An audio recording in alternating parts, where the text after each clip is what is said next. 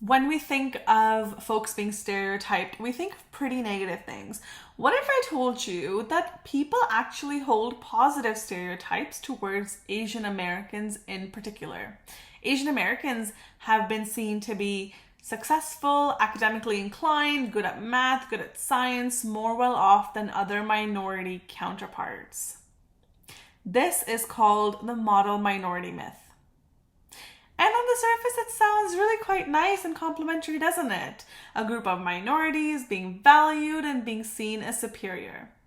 But today, we are going to chat about why this is actually really problematic. Welcome to another episode of Brown People Problems.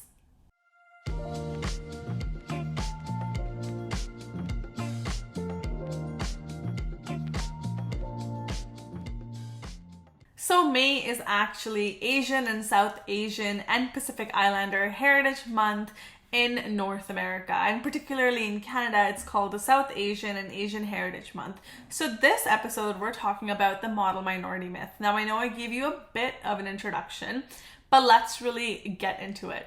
So something interesting happened in the 1960s in the United States, and that was the civil rights movement. During the civil rights movement, there was a narrative that started to pop up around Asian Americans. Asian Americans were being characterized as a model minority. This term actually was coined by an American sociologist from the University of California by the name William Peterson. And this stereotype generalizes Asians in the US at that time as intelligent, well-off, and able to excel in fields such as math and science. The US basically sought to portray itself as a land of opportunity, as a land of economic prosperity, and by highlighting the successes of Asian Americans was really seen as a way to showcase the American dream and to also promote the idea of meritocracy. So you can see that this really started to create this belief that Asian Americans are superior in some way, or they're more successful minority, especially in comparison to other minority groups. So Asian immigrants, South Asian immigrants were really started to be characterized as exceptionally successful, hardworking, law-abiding, and academically gifted. Well, you're probably thinking, well, that doesn't sound so bad. Nikita, is that really so bad? It is a positive, it can seem like a positive stereotype on the surface, but today we're going to talk about three main ways in which the model minority myth is so problematic, especially from the lens of South Asian folks here in North America.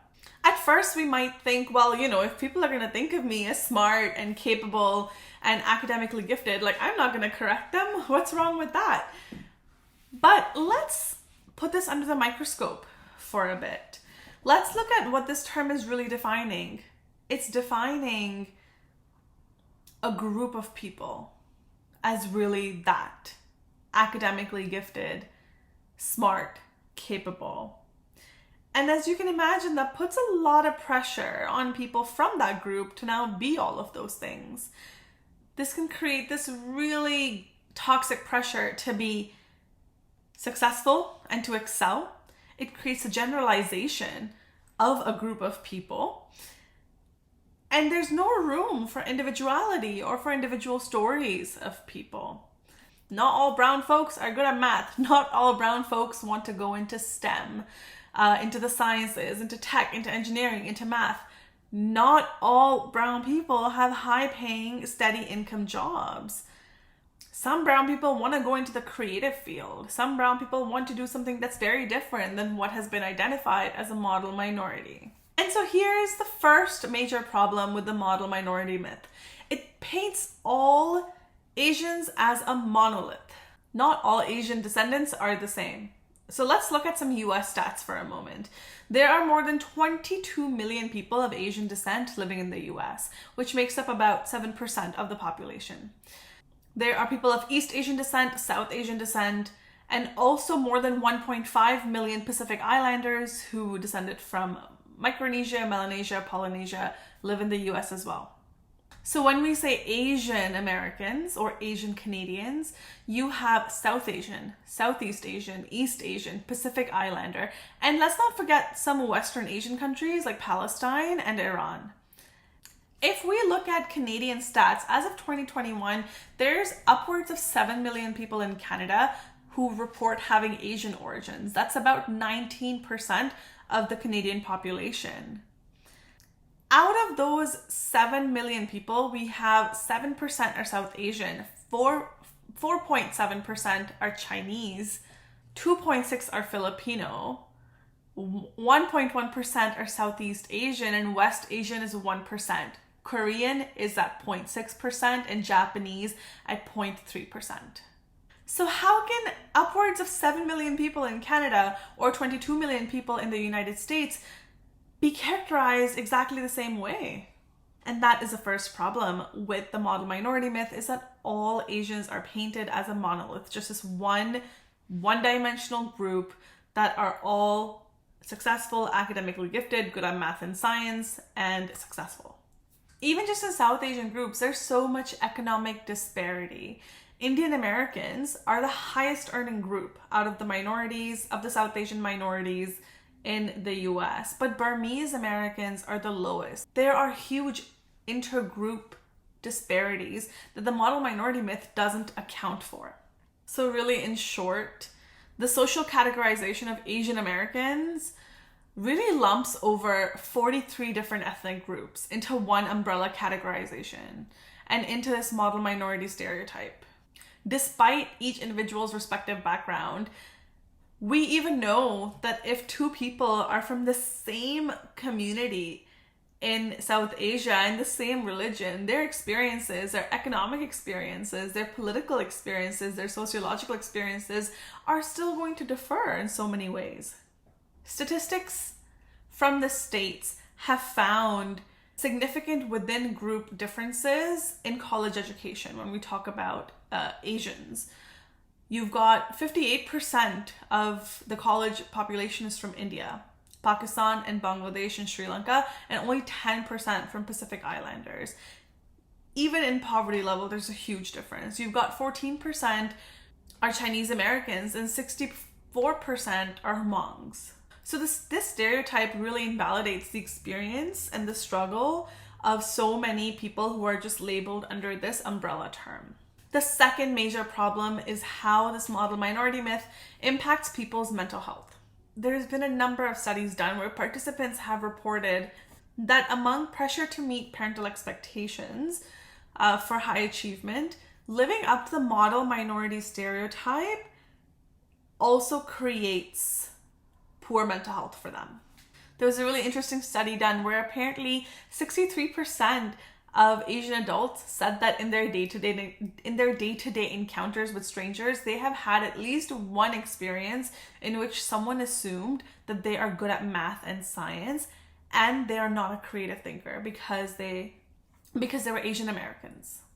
Studies that have been published in the Journal of Community Health and the Journal of Mental Health have shown that the pressure to live up to the myth's perfect ideal has resulted in mental health problems amongst young Asian Canadians.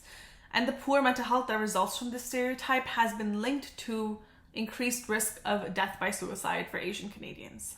And if we internalize this model minority myth, it creates this internal pressure. And then you start to feel like this black sheep, like you don't fit into this group that you're part of.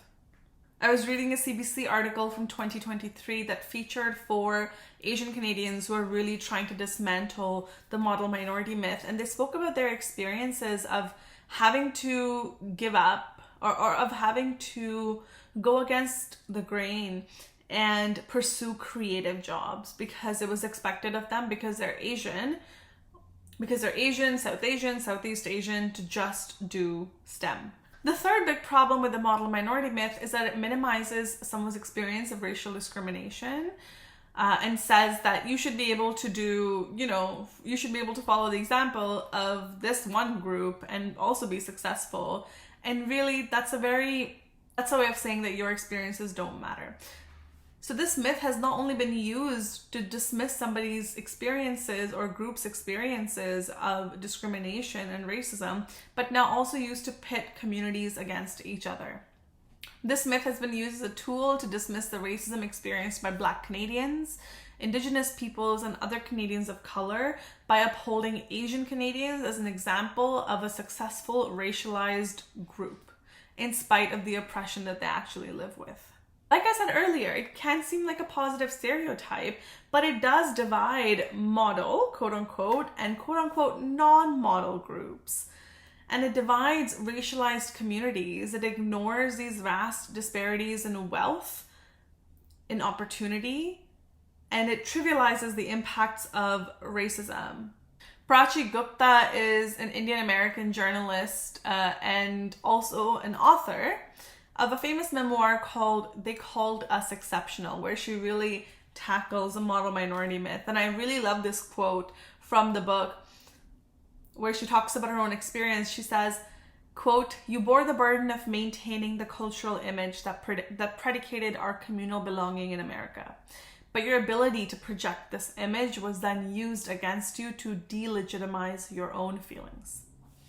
The model minority myth was particularly used to pit Asian Americans against Black Americans. And it was really said that the black failure cannot be explained by inequity and racism. And when we ignore a group's oppressive history, oppressive present, their discrimination, the racism, what we're really doing is we're allowing a portion of white supremacy to exist without really taking responsibility for addressing any of the racism or the damage that it continues to create. Janelle Wong, who is another scholar who talks a lot about model minority myth, she is a director of Asian American Studies at the University of Maryland College Park. She says the model minority myth is making a flawed comparison between Asian Americans and other groups, particularly Black Americans, to argue that racism, including more than 2 centuries of Black enslavement, can be overcome by hard work and strong family values. And as I read that too, I just think about how even within the South Asian communities, there's so much of that comparison piece, and there can be a dismissal of somebody's own experiences of discrimination to really say that, well, you know, I could do it, why can't you do it? Claire Jean Kim, she is a professor at University of California, Irvine, and she said that during World War II, the media was basically creating this idea that the Japanese were rising out of the ashes after being held in incarceration camps and proving that they had the right cultural stuff, which really was seen as like immediately seen as a reflection on Black people. Like, you know, why aren't Black people making it? Asian people are making it. And it created a lot of contention between these two groups. And as South Asian folks, a lot of us do certainly hold a lot of anti-Black attitudes, and if the model minority myth continues to perpetuate our own racism that exists in our communities towards other groups. Dr. Ellen Wu, who is an Asian American Studies professor at Indiana University, she, along with other scholars, also really argues that this whole model minority myth was really just it was like a political performance in a sense, because some Asians only started to make it when the discrimination against them lessened, and only when it was politically convenient to do so. Dr. Wu also talks about the Magnuson Act, which was signed in 1943. Basically, the states had a Chinese exclusion law in place where Chinese immigrants were not allowed into the country. But then in 1943, during World War II, they thought that this exclusion act is going to hurt their allyship with China in the war against Imperial Japan. So the Magnuson Act was signed in 1943, which allowed 105 Chinese immigrants into the US each year. And so Dr. Wu talks about how this strategically recast Chinese folks in promotional materials as being law-abiding, peace-loving, and all of that, which was a total flip of the script from how they were seen before. And there was a big political agenda here. So when we talk about challenging the model minority myth, for my brown folks listening, I want you to really think about if you have internalized the model minority myth, whether it is towards other South Asian groups or other Asian groups or other racialized minorities as well. It's interesting. A lot of our beliefs are not our own. We've acquired our beliefs from around us, and so I want you to think about that do you buy into the model minority myth? Have you perpetuated it unknowingly, knowingly in some ways? I think about how often just in the South Asian communities we have so many general stereotypes that we hold towards one another, so we think like, oh, all Gujaratis are the same way, or all Punjabis are like this. And a lot of it is also perpetuated by our media. I think this is a conversation for another day, but we need to talk about how turban wearing Punjabi men are shown just in like comedy roles a lot more than they're showed in serious roles, or how Gujarati folks are always shown as really cheap, really stringent, misers, and so that really impacts how we start to see these groups as well. So can we think a little bit about, do we buy into this model minority myth with other Asian groups, and even within the South Asian diaspora, how do we treat one another? And once you have done this reflection, let's look at some room for advocacy and for allyship, right? All of my research links will be linked down in the show notes. Feel free to browse through those. Feel free to do your own research about model minority myth. Have conversations around it. And see if there's anything that comes up that really surprises you. As always, thanks so much for joining me today. Time, I always say, is a very valuable and limited resource. And the fact that you choose to spend it listening to my voice is incredible. Thank you so much for sharing your resource of time with me. And I will see you in the next episode. And just a small announcement for those who are not following the podcast on social media, please follow us on Instagram if you'd like. Our handle is Brown People Problems Podcast. We share a lot of podcast updates, episode planning, whatnot.